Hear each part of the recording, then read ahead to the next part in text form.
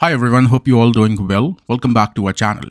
Now, this is the first video of the entire series that I'm going to create for Microsoft Defender for Endpoint, and this is a new playlist.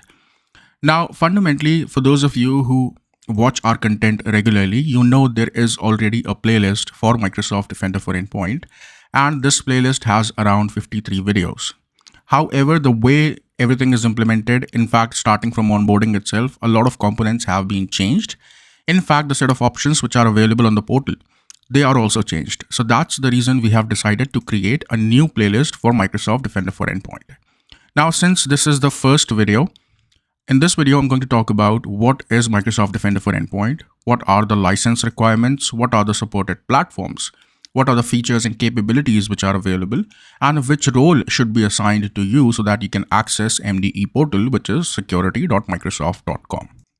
To begin with, Microsoft Defender for Endpoint is an endpoint security solution where endpoint includes phone, tablets, PCs, access points, routers, and firewalls.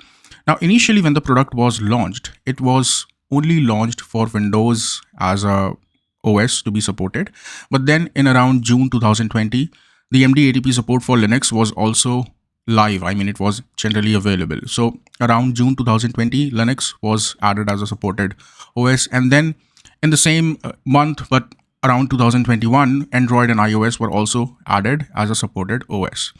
In fact, in April 2021, Endpoint Discovery was introduced, with which Microsoft Defender for Endpoint can help you discover and secure network devices as well. So that's the reason why I have mentioned laptops, phones, tablets, PCs, access point, routers, and firewalls.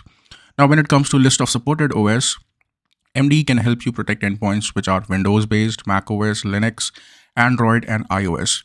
In fact, for each of these operating system type, there is a dedicated list of supported OS, which we'll talk about when we'll talk about each and every OS type.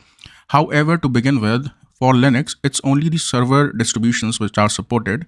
Clients are not supported. Now, fundamentally, Microsoft Defender for Endpoint is basically one of the solution which is a part of XDR stack, which basically means it shares telemetry with Microsoft Defender Office 365, Microsoft Defender for Identity, Vulnerability Management, Cloud apps. In fact, Microsoft Defender for Endpoint is integrated with Intune as well. There are a couple of steps that you will do. Now, the basic reasoning behind this integration is to make sure that we can use Intune to send configuration profiles to our machines or endpoints which we are onboarding to MDE. Now, from SIEM standpoint, there is already a connector with which you can ingest all the data of MDE to Microsoft Sentinel. Now, from licensing standpoint, there are three different plans: Microsoft Defender for Business, Microsoft Defender for Endpoint Plan 1, and Microsoft Defender for Endpoint Plan 2. Now, one more caveat that I would like to add, and that is whenever I say MDE, I'm referring to Microsoft Defender for Endpoint. However, let's say if I talk about the details, then Microsoft Defender for Endpoint Plan 2 is something which is included in Microsoft Defender for Business. Now, the reason why I'm saying this, because if you'll go ahead and read the documentation of licensing, so this is a particular article, and in fact, every link that I have shown, I will add them in the description, okay? So this section of licensing is Microsoft Defender for Business, Microsoft Defender for Endpoint Plan 1, and Microsoft Defender for Endpoint Plan 2. However, if I'll click on this particular link, then this particular article will open, and here I can click on this particular link and I will get this particular document. However, if I go ahead and search Microsoft Defender for Endpoint, what I will find that P2 plan is something which is added or which is included if you go ahead with the Defender suite fundamentally for M365 business.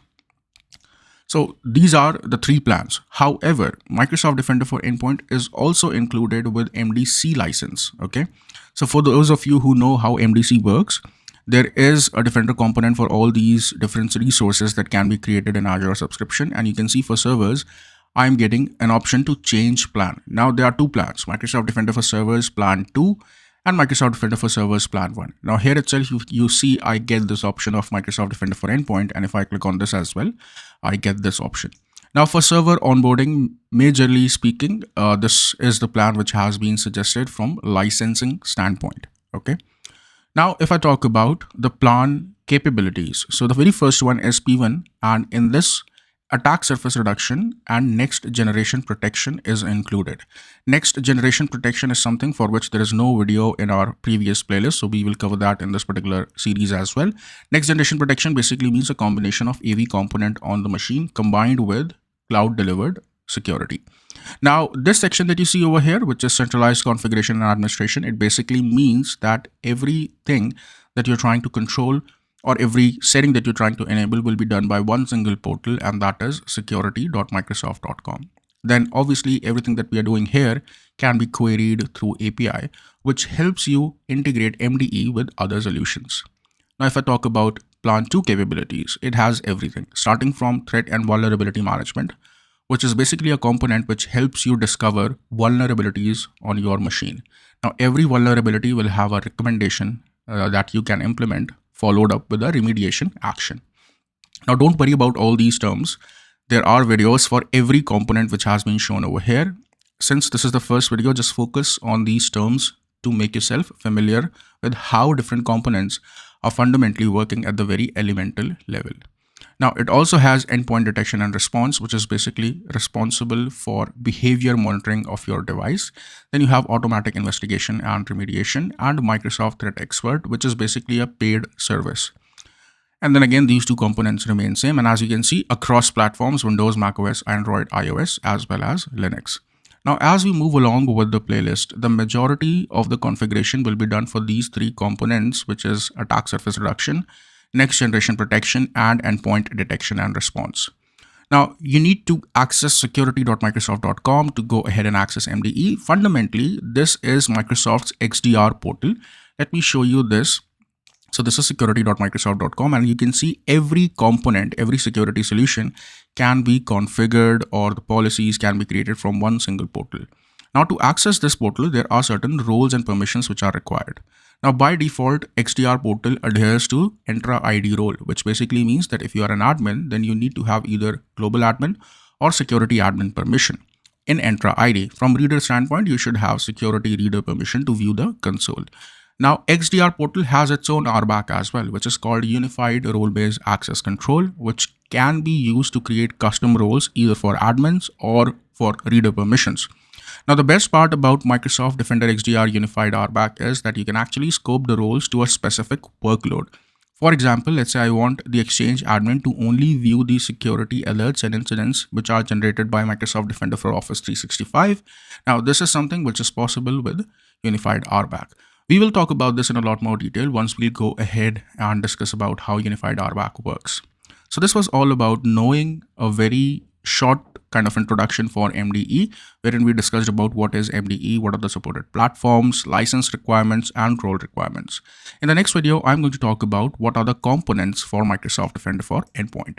So if you think that this channel is helping you to learn anything new, please feel free to subscribe and share this video with your technical community. Thank you so much. Thanks for your time.